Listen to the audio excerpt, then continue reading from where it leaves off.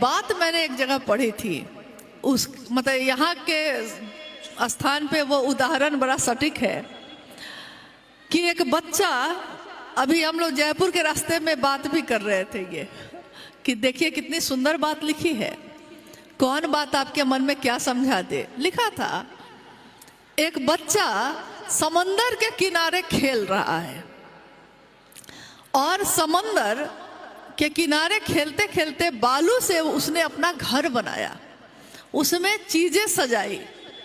समंदर की लहर आई और उसके घर को, जो घर उसने बनाया था, घर को बहाकर ले गई। तो उस बच्चे ने उसके किनारे में लिखा, बालू पे उंगली से लिखा कि समंदर चोर है, उसने मेरे घर को चुरा लिया। एक व्यक्ति आया उधर से, समंदर के किनारे चलते चलते उसने देखा कि रत्न पड़ा हुआ है, चमक रहा है, कुछ चमक रहा है, तो ये क्या है? उठाता है तो देखता है कि रत्न है। उसने बालू पे लिखा कि समंदर दानी है, बहुत करुणा है इसके अंदर, इसने दान किया, मुझको रत्न दे दिया। यानी जो जैसा आया उसने जैसा वहां महसूस किया वहां लिख दिया।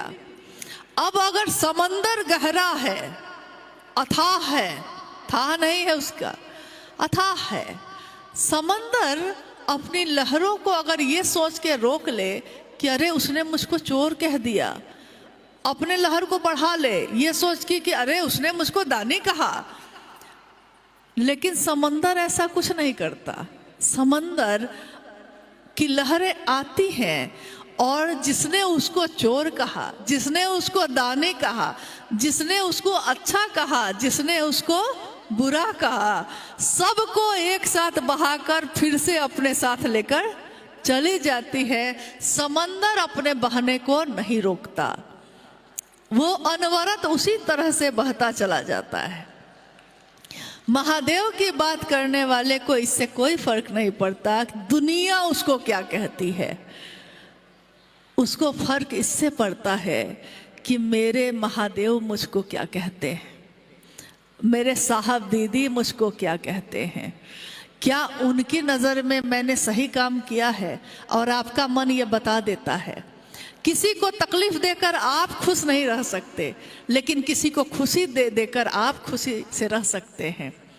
कोई रास्ते पे खड़ा है, उस पार जाना चाहता है, आप गए हैं और आपने कहा बाबा आइए आपको पार करा देते हैं, पार करा दिया आपने। अब बताइए पूरे दिन आपका मन खुश है या दुखी है? आपने बस इतना ही किया है, किसी की इतनी सी मदद की है, मदद यानी दूसरे को कुछ सुख पहुंचाया है, किसी भूखे को खिला दिया है, कुछ सुख पहुंचाया है। आपकी बोली से भी बहुत लोग सुख पहुंचाते हैं, बोली से मोहिनी होती है किसी किसी की बोली में, वो बोली से ही आपको खुश कर लेगा। आपको किसी ने सुख पहुंचाया है, आपने किसी को सुख पहुंचाया है, तो आपका मन पूरे दिन आनंदित है, जबकि दोबारा उस आदमी से आप मिलेंगे नहीं। लेकिन क्योंकि आपने दूसरों के हित के लिए कुछ किया है, दूसरे के सुख के लिए कुछ किया है, तो सुख उसको देने चले थे ना। आपका मन दुगुना सुख कैसे महसूस कर रहा है। और किसी को बगल में गए हैं आप, 10 बात आपने चिल्ला के कही है, 2-4 गाली भी देती है, वो तो रो ही रहा है क्योंकि आप तो गाली दे के आ गए, वो रो रहा है। लेकिन क्या जो गाली देकर आया है वो खुश हो गया है? नहीं, उसने जितनी पीड़ा दूसरे को दी उससे 5 गुना पीड़ा उसके मन को झेलना पड़ रहा है।